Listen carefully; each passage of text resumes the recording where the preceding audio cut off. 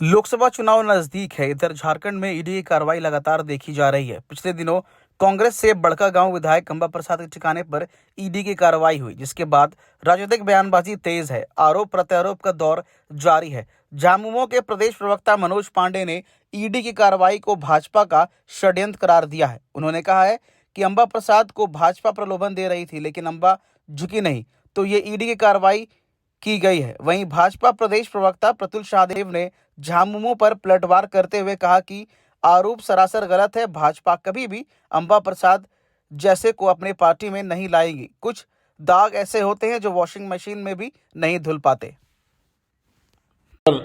जो बातें, जो बहस आज चल रहा है, उसी की एक कड़ी मैं इसको मानता हूं। एक लोकप्रिय विधायिका, मजबूत जनाधार, और मुझे लगता है आने वाले चुनाव में वो संभावित प्रत्याशी थी हैं हजारीबाग से। उन पर डोरे डालने का काम किया भारतीय जनता पार्टी ने।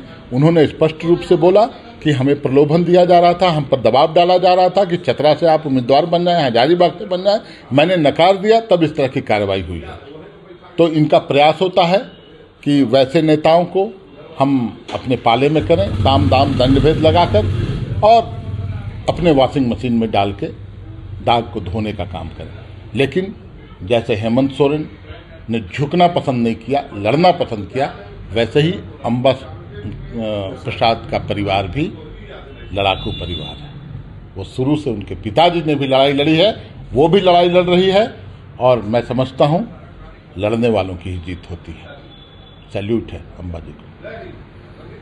गॉबल्स की थ्योरी पर काम करते हैं कि एक ही झूठ को 100 बार अलग अलग जगहों से बोलो तो कुछ लोग उसे सच्चाई मानने लगते हैं। पहले अंबा प्रसाद ने कहा, फिर कांग्रेस के नेताओं ने कहा, अब जेएमएम के नेता वही बात कर रहे हैं। भाई, हम तो अंबा प्रसाद जी जैसे लोगों को कभी अपने पार्टी में लाने की सोच भी नहीं सकते। और कुछ दाग तो इतने ज़्यादा गंदे होते हैं, मैले होते हैं कि वो वॉशिंग मशीन या किसी मशीन में नहीं धुल सकते।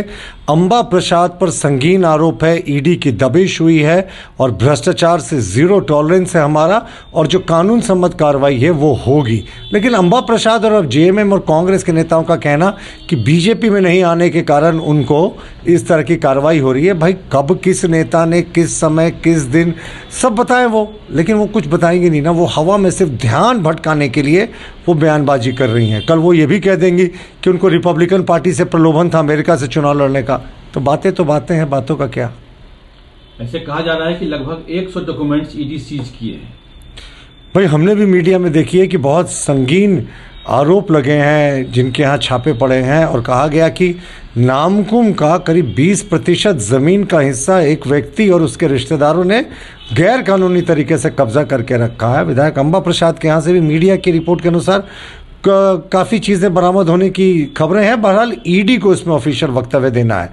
लेकिन यह नरेंद्र मोदी का न्यू इंडिया है। यहाँ करप्शन के खिलाफ अभियान 24/7 365 5 ईयर्स लगातार चलता रहता है।